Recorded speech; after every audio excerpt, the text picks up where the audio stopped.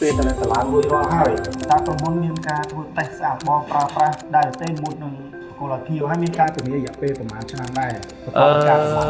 សម្រាប់ក្រុមហ៊ុនបងគឺមុនពេលដែលយើង hand over ឲ្យអតិថិជនយើងមានការត្រួតពិនិត្យមើលតកតងជាមួយ load overload to load តើយើង set ឲ្យភ្ញៀវហ្នឹងគ្រប់ចំនួនអ្វីដែលភ្ញៀវធ្វើនៅក្នុងកុងត្រាអត់ព្រោះថាភ្ញៀវគាត់យក800គីឡូហើយឥឡូវនេះចាក់ស្ដែងគាត់យក800គីឡូ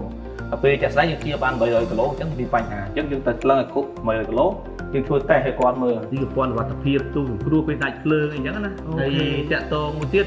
រយៈពេល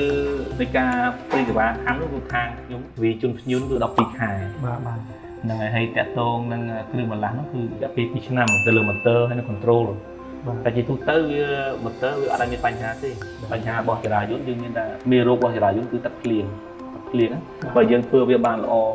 តាមស្ពេចអ្វីដែលខាងចរាយន្ត provide ឲ្យទៅយើងធ្វើតាមហ្នឹងអូននៅគាត់ធ្វើតាមហ្នឹងគឺអូខេសុវត្ថិភាពហើយណាបាទបងអញ្ចឹងខ្ញុំសល់សំណួរមួយខ្ញុំថាវាជាសំណួរចុងក្រោយបាទហើយក៏សំខាន់ដែរសម្រាប់អតិថិជនដែលគាត់ត្រូវការ